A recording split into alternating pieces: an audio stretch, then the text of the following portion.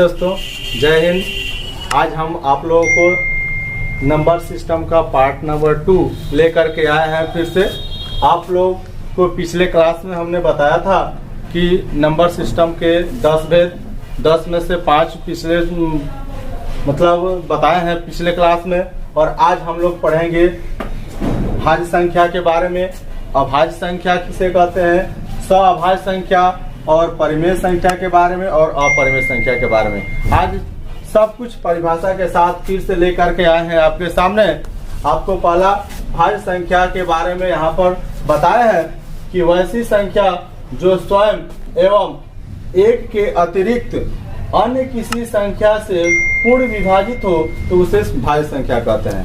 यानी कहने का मतलब कि वैसी संख्या जो स्वयं से यानी कि खुद अपने से और एक के अतिरिक्त, यानी कि कहने का मतलब कि वैसी संख्या जो स्वयं से और एक के अतिरिक्त कोई भी संख्या से अगर पूर्ण रूप से विभाजित हो जाती है तो वैसी संख्या को हम भाज्य संख्या कहते हैं। एग्जाम्पल में कह सकते हैं कि एग्जाम्पल में 4, 6, 8, 9, 10 etc।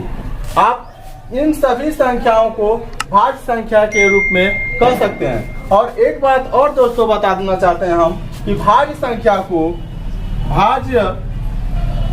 को संयुक्त संख्या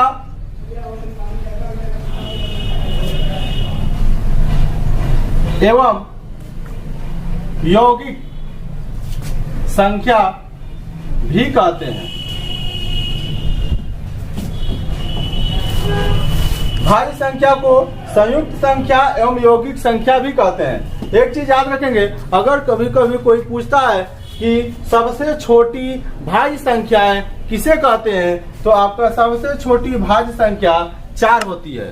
सबसे छोटी भाज्य संख्या 4 होती है। याद रखेंगे दोस्तों, सबसे छोटी भाज्य संख्याएं किसको बोलते हैं तो 4 होती है। ठीक है, इसके पिछले हम लोग पढ़े इसके बारे में, भाज्य संख्या के बारे में, कंपोजिट नंबर के बारे में हमने परिभाषा दे करके आपको समझा दिया।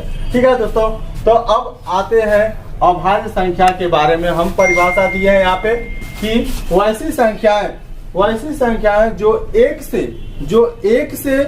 एवं खुद से विभाजित होती है उसे अभाज्य संख्या कहते हैं। यानी कहने का दोस्तों मतलब कि वैसी संख्या जो सिर्फ एक से कटे और खुद से कटेगा। ठीक है, जो एक से कटे और खुद से कटेगा वैसी संख्या को हम अभाज्य संख्या कहते हैं। अगर वह संख्या और कोई एक और खुद को छोड़ करके अन्य किसी भी संख्या से विभाजित होती है और न होती है तो उसे अभाज्य संख्या कहते हैं। कहने का मतलब सिंपल में समझेंगे कि एक से कटे और खुद से कटे तो वैसी संख्या को हम अभाज्य संख्या कहते हैं। जैसे में आपको कोई पूछ दे कि जो 5 है, 5 अभाज्य संख्या है। 5 एक क्या है, अभाज्य संख्या है, क्योंकि 5 का फैक्टर केवल 1 से कटेगा और 5 से कटेगा।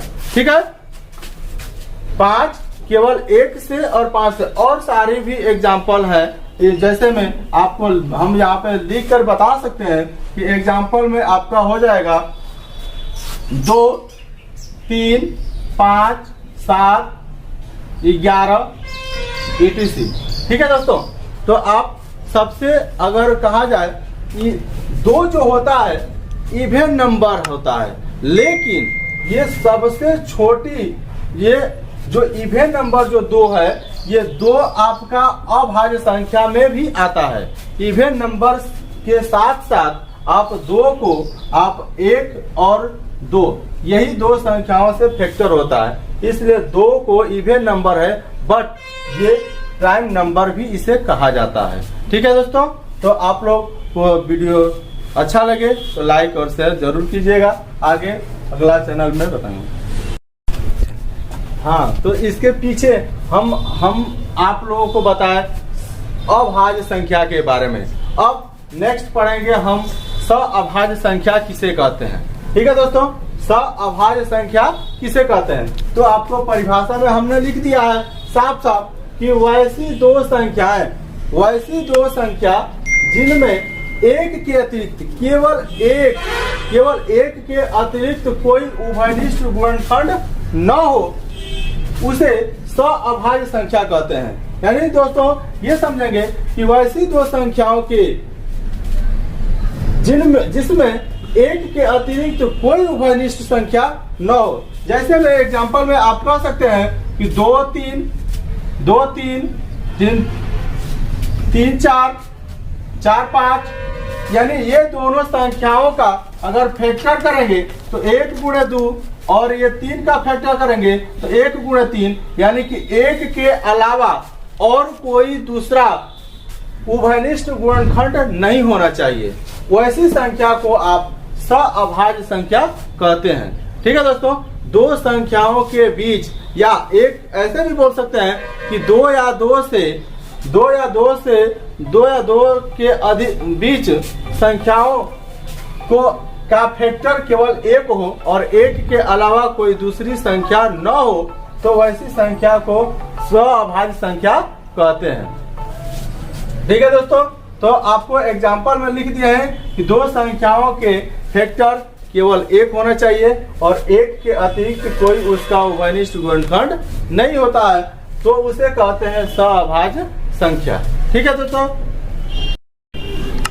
आइए दोस्तों फिर से हम इसके पीछे बताएं कि सअभाज्य संख्या किसे कहते हैं। इसके बारे में परिभाषा देकर के आप लोगों को समझा दिए। अब आते हैं परिमेय संख्या के बारे में हम लोग पढ़ेंगे। ठीक है दोस्तों, तो परिमेय संख्या का परिभाषा यहाँ पर आपके स्क्रीन बोर्ड पर लिख करके बताए हैं कि वैसी संख्या जिसको भिन्न के रूप में अर्थात P/Q के रूप में लिखा जाता है उसे परिमेय संख्या कहते हैं, अर्थात रेशनल नंबर कहते हैं उसे। ठीक है दोस्तों, तो वैसी संख्या याद रखेंगे, वैसी संख्या जिसको हम भिन्न के रूप में अर्थात P/Q के रूप में लिख सकते हैं तो उसे परिमेय संख्या कहते हैं। एग्जाम्पल में आप कह सकते हैं कि भिन्न के रूप में 4/3, 1/5, 2/3 etc.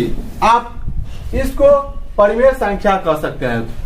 एक बात और याद रखेंगे कि आपका Q = नॉट 0 के बराबर होना चाहिए।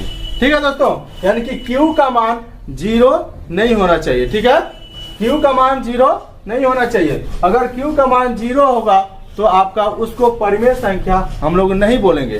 ठीक है, Q का मान 0 से बड़ा होना चाहिए। ठीक है, 0 नहीं होना चाहिए। ठीक है, तो इस बात को आप लोग याद रखेंगे कि परिमेय संख्या को वैसी संख्या जिसको हम भिन्न के रूप में लिखते हैं और एवं P/Q के रूप में लिखा जाता है उसे परिमेय संख्या कहते हैं। ठीक है दोस्तों, तो Q = नॉट 0, यानी Q का मान 0 के बराबर नहीं होना चाहिए, तब हम उसे बोलेंगे परिमेय संख्या।